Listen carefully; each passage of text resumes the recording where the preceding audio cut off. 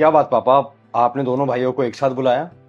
हाँ बच्चों, तुम लोग तो जानते ही हो कि ये कंपनी मैंने कितनी मेहनत से खड़ी की है। रात दिन एक कर दिया है, तब जाकर मैं इस पोजीशन पर पहुंचा हूं। जी पापा, ये सब कुछ आपकी मेहनत का ही फल है। बच्चों, अब मेरी उम्र भी ज्यादा हो रही है, तो मैं सोचता हूं कि ये कंपनी संभालने के लिए अपने बच्चों को सौंप दूं। हाँ तो ये तो बहुत अच्छी बात है पापा। जी पापा, आप देखना हम इस कंपनी को कहाँ से कहाँ पहुँचा देंगे।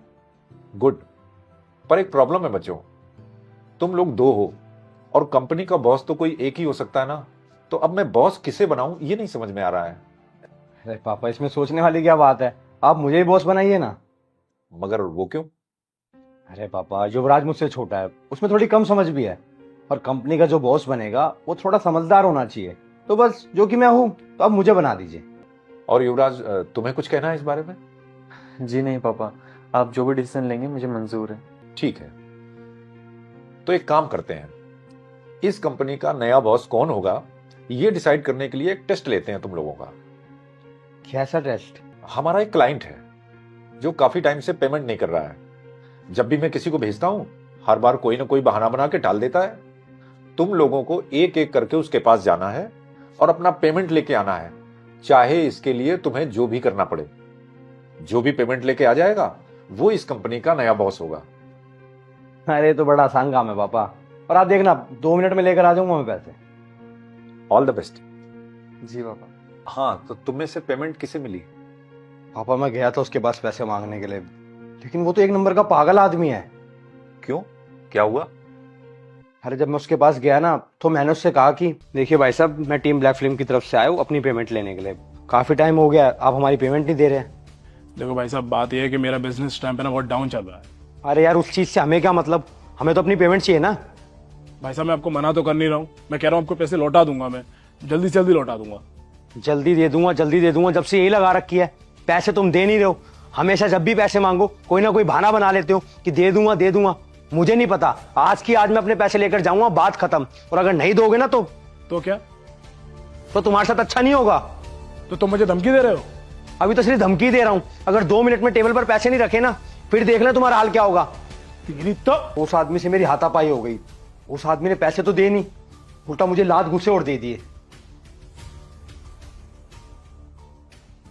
और युवराज, तुम्हें भी नहीं मिले ना पैसे? पापा मुझे पैसे मिल गए, ये लीजिए। अरे, ये चमत्कार कैसे हो गया? तुमने भी उसके साथ मारपीट की ना? नहीं पापा, मैंने लड़ाई नहीं की और नहीं मुझे लड़ना पसंद है। तो फिर ऐसा तुमने क्या किया कि उसने पेमेंट दे दिया? पहले भैया की तरह मुझे ही बहाने दे रहा था। सच कहूँ तो थोड़ा गुस्सा मुझे भी आया, पर मैंने तब गुस्से से काम नहीं लिया, बल्कि ठंडे दिमाग से सोचा और उससे कहा कि अच्छा आप एक काम करो, आपका 10 लाख का पेमेंट है ना, तो आप सारा पेमेंट एक साथ मत दो, थोड़ा थोड़ा कर दे दो। क्या?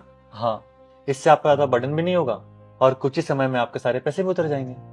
और ये मेरा वादा कि मैं आपको पैसे के लिए परेशान नहीं करूंगा। जब भी आपसे बन पड़े आपके पास पेमेंट आ जाए, तो आप मुझे कॉल कर देना, मैं अपने एक आदमी को भेजूंगा, वो आपसे पैसे लेकर चला जाएगा। ये तो बहुत अच्छा आइडिया आपका। और मैंने सुना है कुछ टाइम से आपका माल भी डिलीवर नहीं हो रहा है, हाँ, बड़ी परेशानी हो रही है। तो जिससे आप थोड़ा पेमेंट क्लियर करेंगे, मैं कंपनी से बोलकर आपका माल सप्लाई शुरू कर दूंगा, जिससे आपका बिजनेस भी चल निकलेगा। ये तो बहुत बढ़िया बात हुई। ऐसे में आपका धीरे धीरे सारा पैसा उतार दूंगा। ठीक है, तो फिर डील पक्की? अब बिल्कुल पक्की। आप 1 मिनट रुकिए, मैं अभी आया। भैया, ये 1 लाख रुपए हैं पुराने उधार के पैसे, और ये 50,000 रुपए नए माल के एडवांस के। बहुत बहुत धन्यवाद, मैं जल्दी आपका माल सप्लाई शुरू कर दूंगा। तो इस तरह उसने हमें उधार के पैसे भी दे दिए और नए माल सप्लाई करने के लिए एडवांस भी दे दिया, तो इससे हमारा और प्रॉफिट हो गया। वाह, क्या बात है। देखा सागर, इसे कहते हैं बिजनेस माइंड। तुम्हें लग रहा था कि तुम बॉस बनना डिजर्व करते हो, पर तुम वहां गए और लड़कर आ गए। वहीं युवराज ने कितने शांत दिमाग से काम लिया और प्रॉब्लम का हल ढूंढा। बिजनेस हमेशा वही कर सकता है जो चिंता नहीं, चिंतन करे और प्रॉब्लम्स के सॉल्यूशन के बारे में सोचे, ना कि उसमें गलत तरीके से रिएक्ट करे। और युवराज, आज से तुम हमारी कंपनी के नए बॉस हो। थैंक यू सो मच पापा। और सागर, भले ही युवराज तुमसे उम्र में छोटा है, पर तुम्हें अभी इससे बहुत कुछ सीखने की जरूरत है। Thank you.